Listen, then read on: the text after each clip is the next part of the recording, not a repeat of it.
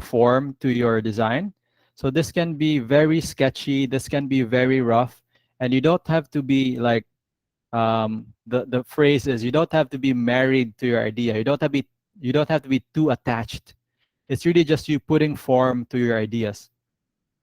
And the more iterations you do, the better your ideas will become, because your idea will be a lot clearer, will be a lot more directed, etc., etc. And as we discussed earlier in the session, those who went through more revisions actually had better designs than those who just submitted without any revisions.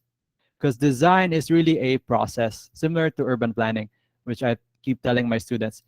We really have to focus on the process and not the output, because the process is the one thing that never changes.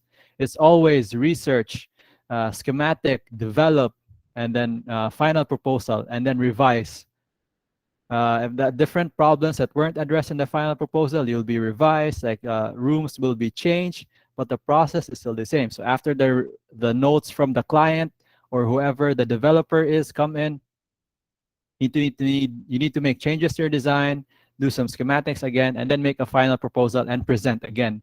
So that's always that's the only constant in architecture, urban planning, and any other creative field.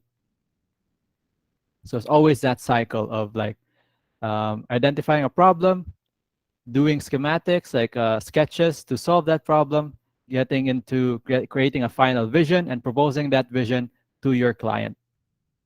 Doesn't matter if you're working in urban planning, architecture, and even illustration or graphic design, that's still the same process. So you can see here my research over here, counting the number of people, looking at population data over here. So you don't have to do this kind of research for your school, but you can do like something similar. Like you can count the number of people inside your school. That will influence the widths of your hallways, and the widths of your hallways will influence the total area of your school, which will influence the total cost of your school.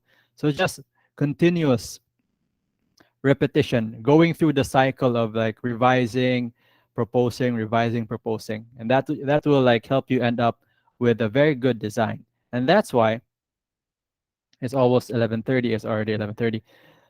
That for this second play, the senior high school project, really make use of the time. Like we won't have discussions all the time. We'll have like open consultations, and we'll have like presentation times.